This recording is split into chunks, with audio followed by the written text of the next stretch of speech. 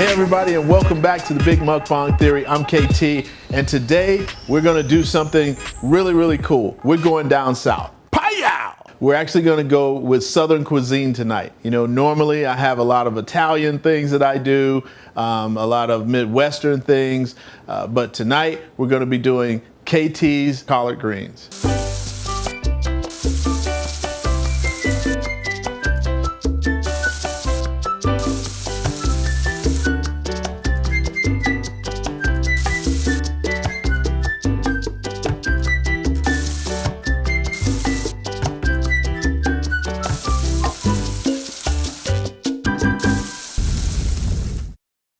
There's only a few steps to do.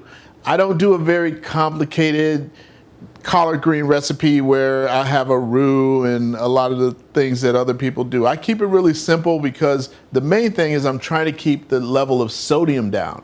And I know you think Southern cooking, you think it's supposed to be high sodium, you want to add a lot of that stuff. But what I found by experimenting was that you don't actually need that to make collard greens taste good. So this one is going to be, as I said, great for people who have high blood pressure, but who still want really great tasting collard greens. So the first thing you got to do is you got to wash them because you want to make sure all the bugs and all the dirt, you know, these things come out of the, out of the earth. So you want to make sure that all that stuff gets off the collard greens before you start cooking them. So to get them really clean, you want to wash everything in cold water.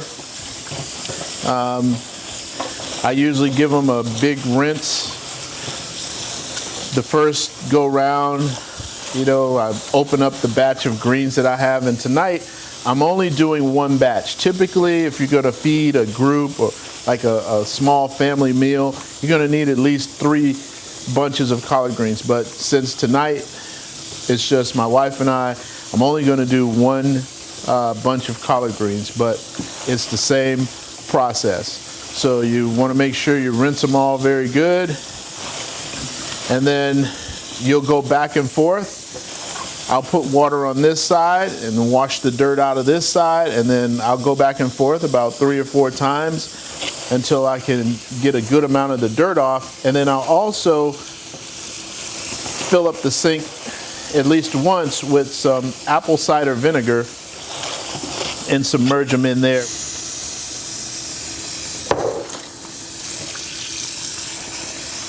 Now, before we get to the cutting, there is one step that we need to make sure we get started, and that is boiling the smoked meat that is going to give it the flavor. So the one thing that I do use is smoked meat. I try to use smoked turkey, because that's healthier than ham hocks and a lot of the pork stuff. It's not that I don't like pork, because I still do eat bacon, but in small amounts.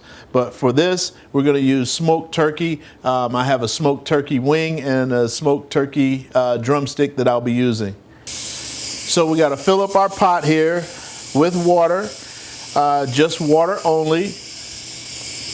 And then once we get that full, we will get it set to boil. I think I got a little bit too much there. Got to leave room for the smoked meat. So over here, I've got my smoked meat. Oh, actually, I got 3. Oh, okay. That's my. So tonight, everybody, say hello to my wife. She's my lovely camera person tonight, and she is helping me out because this is one of the recipes that I'm a little more active than normal. So here we got smoked turkey and both the wing and the drum. So we're going to boil those, and while that's going on, we'll get back to cutting our greens and our onions and garlic and all that good stuff that's got to go in it. So, cutting your greens, you got the stem that runs down the middle of the greens, you got to cut that out. So I just go into each one. Some people like to fold them and cut them out the back. I just take my knife, which is extra sharp, and I go down the center of each leaf and I cut the leaf. And I do each leaf as such.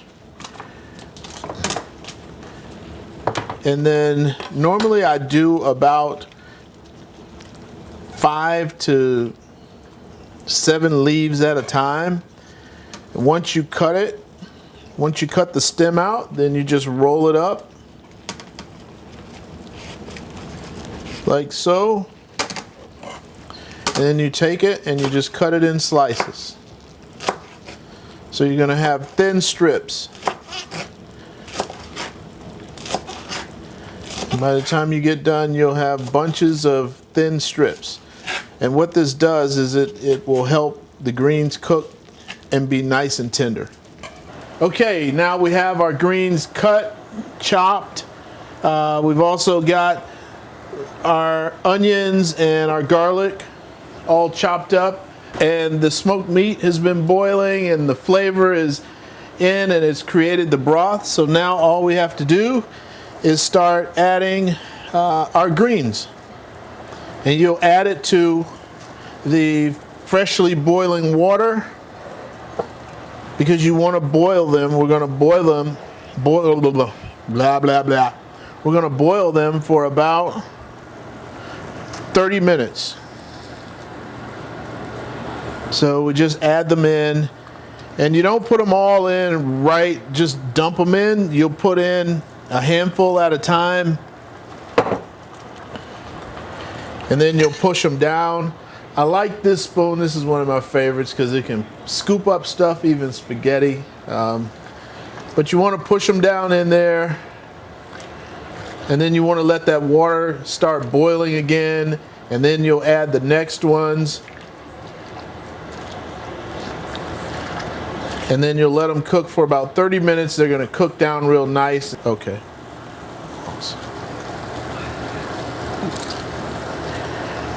And isn't our camera person, my beautiful wife, isn't she doing a fantastic job, ladies and gentlemen? Let me tell you something. One day I'm going to get her to be on camera. She's kind of shy, but so for right now, you can just imagine how gorgeous she is. She's smoking hot. But she just wants to do the camera right now. So we'll work on that, but just getting them in there and boiling. Oh man. And the smell, I'm telling you, you guys, you just don't know how great this smells. Then we got these onions, we'll dump those in. And we got that garlic. The other thing about the garlic is when you start slicing your garlic down, you want to slice it, and then you just want to leave it setting in a bowl or on a plate after you cut it, and you mash it. Let it sit out for about 10 to 15 minutes so it really releases all the good properties of garlic. So now we've got the greens in. They're on boil. We'll let that boil for about 30 minutes so that everything can cook down, the onions can cook down, that garlic can cook into it, into that flavor with the smoked meat. And then once we do that, we'll turn down the heat to a medium to low heat because we want it to basically not quite simmer, but cook low for about 90 minutes. I like greens that are really tender, so we'll let that cook for about 90 minutes and check the tenderness, whatever you desire. You might want to check them after an hour maybe if you like them a little tougher, but I like mine to where they just almost melt in your mouth. And so we'll do that after about 90 minutes, and then it'll be time to eat. Paya!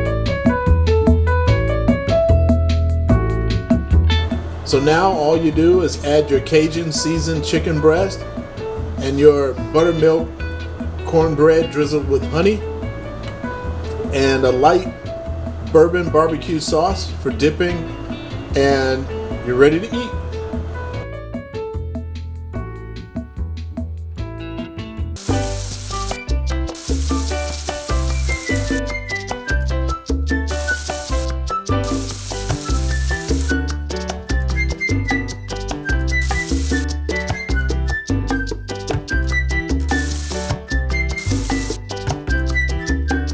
Hawaiian cheeseburgers.